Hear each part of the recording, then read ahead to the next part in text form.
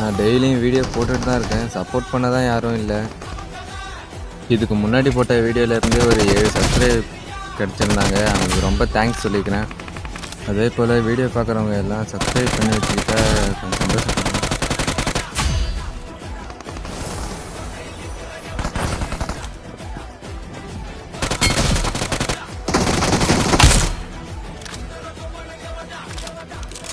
நம்ம சேனலில் டெய்லியும் வீடியோஸ் வந்துட்டு தான் இருக்கும்.